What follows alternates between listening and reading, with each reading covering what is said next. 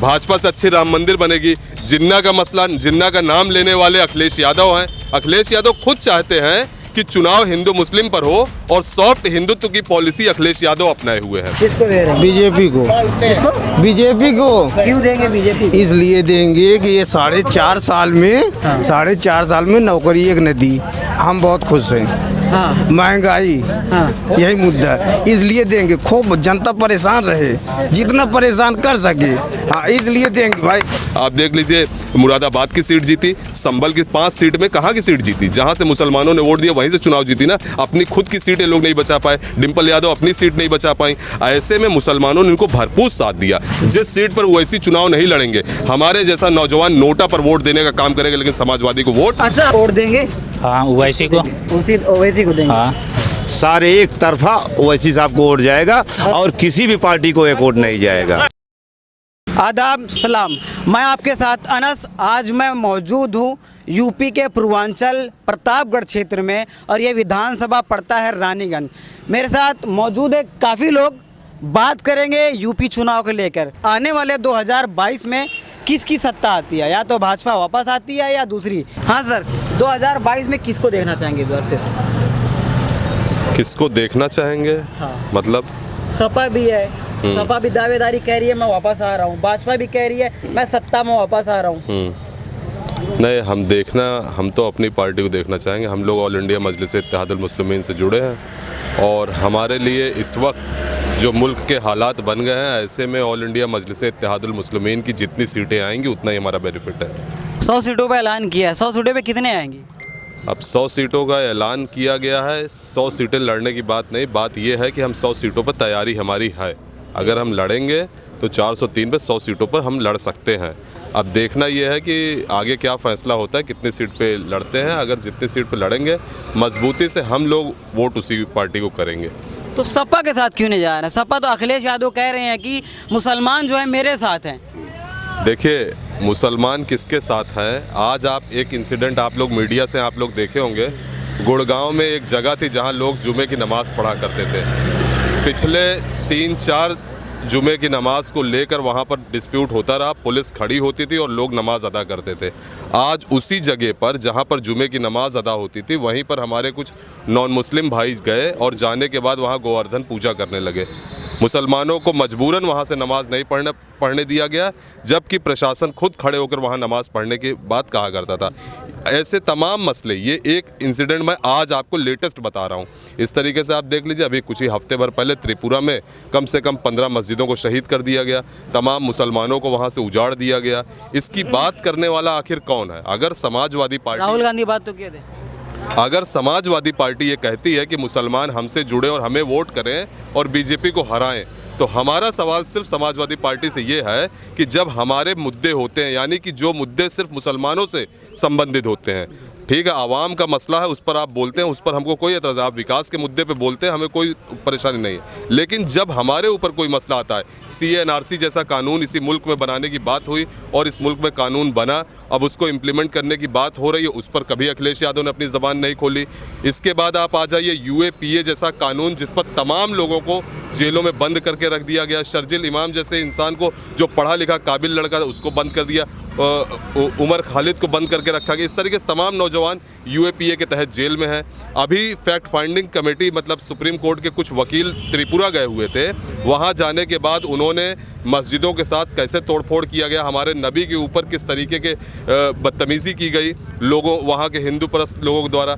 जब ये चीज़ें हो रही हैं और ऐसे वक्त में जब कोई हमारी बात करने वाला नहीं है, तब मजबूरन हमें ये कहना पड़ता है कि हमारा ना तो अखिलेश यादव है, ना ही हमारे लिए राहुल गांधी है, ना ही हमारे लिए दूसरी कोई पॉलिटिकल पार्टी है।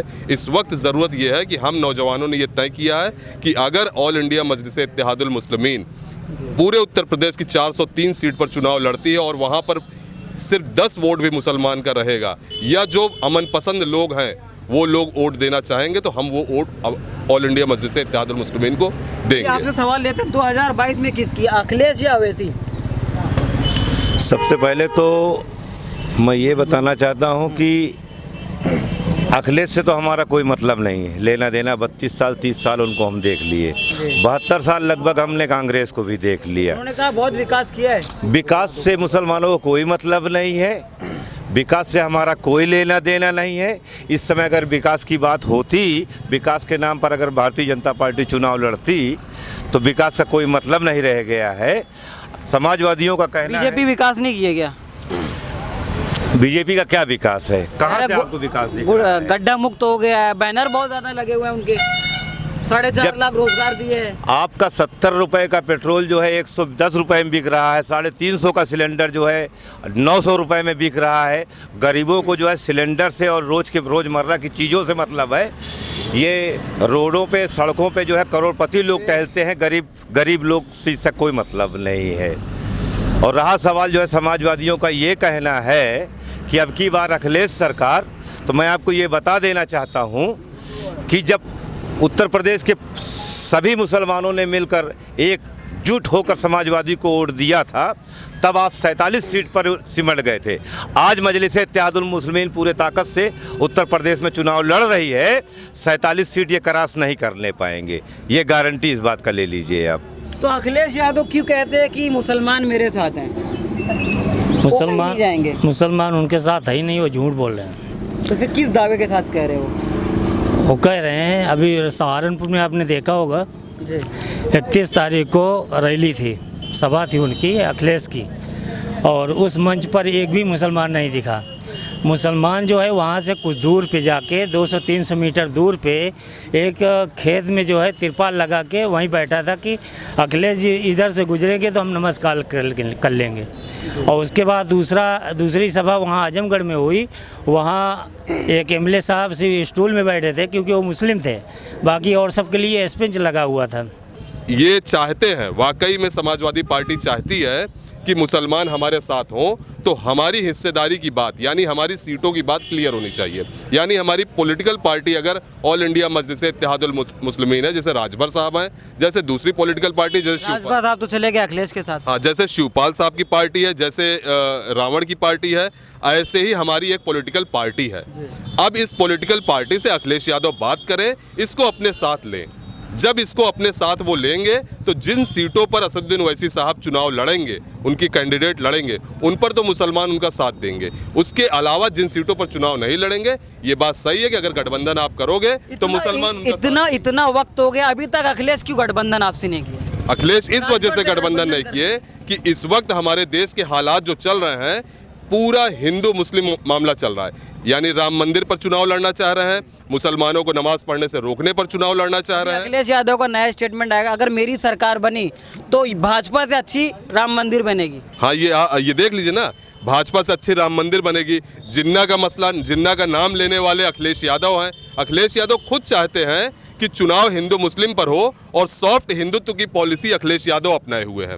बहुत सारे लोग जो हिंदुत्व के नाम पर बहक कर बीजेपी में चले गए थे, उन लोगों को इस बात का एहसास हुआ कि नहीं, सिर्फ हिंदुत्व के नाम पे गुजारा नहीं होगा, क्योंकि हमारे बच्चों को रोजगार भी चाहिए, हमारे बच्चों को एजुकेशन भी चाहिए, हमें स्वास्थ्य की सुविधा भी चाहिए, हमें बिजली भी चाहिए, हमें पानी भी चाहिए। इन सारी चीज़ों की फैसिलिटीज़ को जब लोग मांगने लगे तो उनको ये लगा कि बीजेपी ये नहीं दे पाएगी, महंगाई दिन ब दिन बढ़ती जाएगी। अब उन्हें ये लग रहा है कि अखिलेश एक ऐसे आदमी है जो हिंदुत्व का नाम भी लेते हैं, राम मंदिर भी बनाने की बात करते हैं, और हिंदुओं के भला करने की बात भी करते हैं, और दूसरी बात ये है कि विकास का भी काम करेंगे तो अखिलेश के साथ चले जाएं। तो ये लोग हिंदुत्व की पॉलिटिक्स कर रहे हैं। ये लोग कभी देश के विकास की बात, कॉन्स्टिट्यूशन की बात नहीं करेंगे, संविधान को बचाने की बात नहीं करेंगे, मुसलमानों के आरक्षण की बात नहीं करेंगे कि मुसलमान दिन ब दिन पिछड़ता चला जा रहा है, इनको भी देना चाहिए। 18% यही अखिलेश यादव, इन्हीं के बाप मुलायम सिंह यादव ने वादा किया था कि 18% मैं रिजर्वेशन दूंगा, लेकिन वो रिजर्वेशन का आज तक कोई वो नहीं। 5 साल शिक्षा और रिक्शा दे तो रहा हूँ मैं।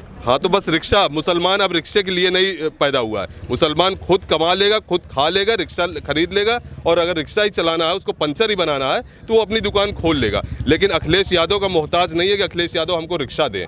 मुसलमान एजुकेशन चाहता है, मुसलमान रोजगार चाहता है, मुसलमान चाहता है कि हमारे यहाँ के लोगों, हमारे मोहल्ले में भी अच्छी सड़कें हो, अच्छे लाइट हो, अच्छे इंतजाम हो। आज हम ये नहीं चाहते कि हमारे मोहल्ले में चौकी और थाने बन जाए, हमारे मोहल्ले में शराब के अड्डे खुल जाए, हम ये नहीं चाहते। लेकिन दूसरी पार्टियां ये दिखाती हैं और दूसरे लोगों को इस पर मजबूर करती हैं।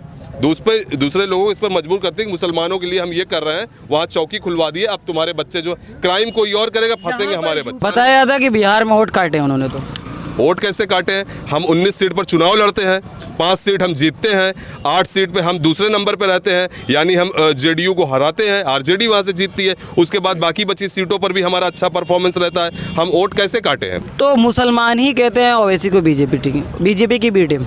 ये देखिए, मुसलमान नहीं कहते हैं, ये आम मुसलमान यहाँ खड़ा है, आप किसी से पूछ लीजिए क्या ओवैसी बीजेपी की बी टीम है, मुझे लगता है कोई एक आदमी भी ये बात नहीं कहेगा। क्यों नहीं कहेगा? ओवैसी को बी टीम वही लोग कहते हैं जिनकी रोजी रोटी समाजवादी पार्टी से चलती है, जिनकी बसपा से चलती है, जिनकी कांग्रेस से चलती है, यहाँ तक कि जो मुसलमान बीजेपी में भी हैं, मंत्री बने बैठे हुए हैं, वो लोग बीजेपी को बी टीम कहने का काम करते हैं। लेकिन हमें पता है बीजेपी के बी टीम कहने वालों के पास आज तक एक प्रूफ नहीं है, बल्कि सब लोग मिलकर बैठकर खाते हैं, पीते हैं, रहते हैं। अभी यही राजभर स्वतंत्र देव के साथ गए, तमाम बातें चल गई कि वो बीजेपी में जा रहे हैं, वो बीजेपी में जा रहे हैं। कभी आप बता दीजिए असदुद्दीन ओवैसी साहब ने बीजेपी के साथ कोई मिलकर बैठकर बात की हो? उनके कोई लीडर मिलकर बैठ के कोई इस तरीके की बात की हो? उन्होंने हमेशा कहा है कि मेरा काम इस मुल्क के संविधान को बचाना है, इस मुल्क के प्लूरलिज्म को बचाना है, यानी जो तमाम लोग मिलकर इस मुल्क में रहते हैं उनको साथ लेकर और इस मुल्क के संविधान के मुताबिक सबको सबका हक मिले। वोट बैंक की पॉलिटिक्स होती है ना इस देश में। सपा का वोट बैंक क्या है? यादव। 75% हिंदूज ने बीजेपी को वोट दिया और 76% से ज्यादा मुसलमानों ने वोट समाजवादी पार्टी को किया। आप देख लीजिए, आजमगढ़ की सीट समाजवादी पार्टी जीती, आप देख लीजिए मुरादाबाद की सीट जीती, संभल की 5 सीट में कहाँ की सीट जीती? जहाँ से मुसलमानों ने वोट दिया वहीं से चुनाव जीती ना। अपनी खुद की सीटें लोग नहीं बचा पाए, डिम्पल यादव अपनी सीट नहीं बचा पाई। ऐसे में मुसलमानों ने उनको भरपूर साथ दिया। लेकिन हम जब पलट कर देखते हैं, जब हमारे ऊपर आफत आती है, हमारे ऊपर प्रॉब्लम, जिस विधानसभा में आप खड़े हैं भाई साहब, आपको बताऊं, इसी विधानसभा में कम से कम 3-4 दावेदार आपको मिलेंगे समाजवादी के। लेकिन जब इसी थाने पर गांव के प्रधान को 20 दिन ला के बैठाया जाता है, 10 दिन ला के बैठाया जाता है, फर्जी मुकदमे में जेल भेज दिया जाता है, तो मैं दावे के साथ कह रहा हूँ, यहाँ खड़े हुए आवाम से पूछ लीजिए, एक भी समाजवादी लीडर ये बात बोलने को नहीं तैयार होता कि थानेदार गलत कर रहे हैं। आप जमीन पर लड़ाई लड़िए, आप मजबूरी का फायदा मत उठाइए कि मुसलमान बीजेपी का डर दिखा के आप मुसलमान का वोट ले लोगे। मुसलमान डरेगा नहीं। मैं आपको इस बात का यकीन दिलाता हूं कि जिस सीट पर वैसी चुनाव नहीं लड़ेंगे, हमारे जैसा नौजवान नोटा पर वोट देने का काम करेगा, लेकिन समाजवादी को वोट हर पार्टी को दिखाने के लिए तो मोदी जी ने और योगी जी ने बहुत कुछ किया कि हमने ये कार्ड बना दिया, वो कार्ड बना दिया, इस पे फ्री में। यही कोरोना काल में लोग मर गए, लोगों के घरों के लोगों की जान चली गई, लोगों को सांस लेने के लिए ऑक्सीजन नहीं दिला पाई है। अच्छा एक चीज़ बताइए, इलेक्शन आ रहा है, वोट देंगे? हाँ, ओवैसी को देंगे। हाँ। अच्छा आप बोलिए यार, वोट इलेक्शन आ रहा है, देंगे नहीं देंगे? सारी जिंदगी उसी को देंगे। किसको देंगे? ओवैसी को। ओवैसी को? हाँ, एमआईएम को। सपा को नहीं देंगे? बहुत दे दिए, क्या की है? कुछ नहीं की है। साइकिल पंचर हो गई है। बहुत सही जवाब दिया। 2022 के चुनाव में किसको इस बार देखना चाहेंगे? ओवैसी जी को। ओवैसी जी को क्यों देखना चाहेंगे? हाँ? क्यों देखना चाहेंगे?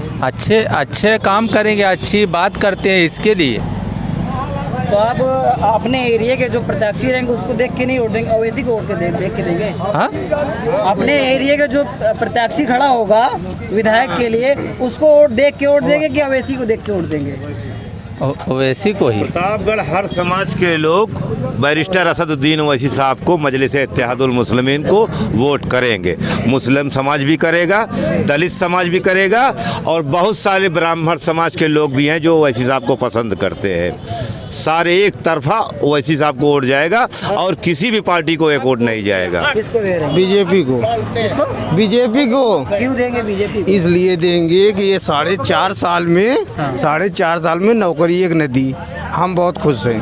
हाँ। महंगाई, हाँ। यही मुद्दा है, इसलिए देंगे। खूब जनता परेशान रहे, जितना परेशान कर सके, हाँ, इसलिए देंगे भाई, बीजेपी को देंगे। बहुत अच्छी है बीजेपी, बहुत अच्छी है, बहुत अच्छी सरकार है बीजेपी। क्या काम करते हैं आप? हाँ? क्या काम करते हैं? काम मत पूछिए, बताइए। अरे काम मत पूछिए यार। ये दिल काम नहीं, काम मत पूछिए। नौकरी नहीं चाहिए, नौकरी नहीं चाहिए, नौकरी नहीं चाहिए। ये दिल की आवाज है, ये दिल की आवाज है। क्या लेकिन फिर बीजेपी को हाँ बीजेपी को इसलिए बीजेपी को वोट देंगे कि अगर सपा को ये लग रहा है कि हम इनका इस्तेमाल कर लेंगे, इनको जो है मजबूर करके हम इनका वोट ले लेंगे, तो हम बीजेपी को वोट दे देंगे, लेकिन सपा को तो वोट नहीं देंगे, सपा को वोट नहीं देंगे। लोगों को दिक्कत होती है तो उस पार्टी को नहीं, दूसरी पार्टी नहीं जितने परेशान हो सके जनता जितने परेशान रहेगी उसी को देंगे। मतलब आप परेशान है, दूसरों को भी परेशान हाँ होते दूसरे देखना चाहते को हैं। तो क्या जान के सब जनता ने चुना हाँ। कि यहाँ हिंदुस्तान से पाकिस्तान भेज देंगे मुसलमान को, इतना आसान है? तो फिर भी भाजपा हाँ। ये तो चुनावी राजनीति है। 17 में किसको वोट दिए थे? नहीं असंभव है। सपा को, सपा को दिया। आपको बीजेपी को देंगे। इस बार बीजेपी को। हाँ जितना पढ़ा लिखा परेशान हो सके। 4.5 साल में नौकरी एक नहीं मिले, नौकरी 4.5 साल में नौकरी एक नहीं वो मिले। तो कह रहे 4.5 लाख नौकरी दी हम, कहाँ नौकरी दिए? पोस्टर लगाए बहुत। नहीं दिए, इसलिए देंगे ना बीजेपी को। गड्ढा मुक्त बता रहे हैं। हाँ तो गड्ढा तो मुफ्त है। आप बैठिए हमारे साथ बैठिए गाड़ी पे। के विदेश भेज दिए होंगे। बता रहे भाजपा 4.5 लाख नौकरी दी और गड्ढे मुक्त सरकार, मतलब सड़कें बन गई हैं। ये गड्ढा मुक्त जो है, ये बात देखिए, हम इसको नेगलेक्ट नहीं करेंगे कि ये जो सड़क आप चलते हुए देख रहे हैं यहाँ से लेके वहाँ तक, ये सपा के गवर्नमेंट में बनी हुई सड़क है। आप जाइए मोहल्ले में और गांव में देखिए सड़कों का हाल, जिसको गड्ढा मुक्त कहा जाता है वहाँ चले जाइए, वहाँ आपकी गाड़ी चली जाएगी अगर ना, तो फिर वो गाड़ी वहाँ से निकल कर वापस नहीं आ सकती। ये गड्ढा मुक्त इनका है। हर मोहल्ले में ये हाल है, हर गांव में यही हाल है, मेन सड़कों का ये हाल है। ऊपर से दामन लगा के गड्ढा मुक्त कर देते हैं, उसके बाद फिर दूसरी बरसात में चीज़ें खत्म हो जाती हैं। देखिए गड्ढा मुक्त कर देना, ये सब कर देना, इससे वोट नहीं मिलेगा। वोट मिलेगा इंसान को न्याय मिलने से। जब हर इंसान को न्याय मिलने लगेगा तो वो तकलीफ सह लेगा। ये तकलीफ वो खुद गड्ढे को मुक्त कर देगा, गड्ढे को गड्ढा मुक्त कर देगा ये आम नागरिक। इसमें सरकार की जरूरत नहीं पड़ेगी। चलिए ठीक है, 2022 में किसकी सरकार देखना चाहेंगे? ओवैसी की सरकार। ओवैसी की सरकार। आप तो नौजवान है, किसकी देखना चाहेंगे? ओवैसी को। लोग तो साइकिल जा रहे हैं, युवा। साइकिल पंचर हो गई, ओवैसी आएंगे अब की बात। हवा भरना चाहिए ना। हाँ हवा भरना चाहिए। हाँ वो पंचर हो गई, अब नहीं उठेगी, सिर्फ ओवैसी उठेंगे। चलिए ठीक है, ये था रानीगंज विधानसभा। अगले विधानसभा हमें देखिएगा। इसी के साथ धन्यवाद।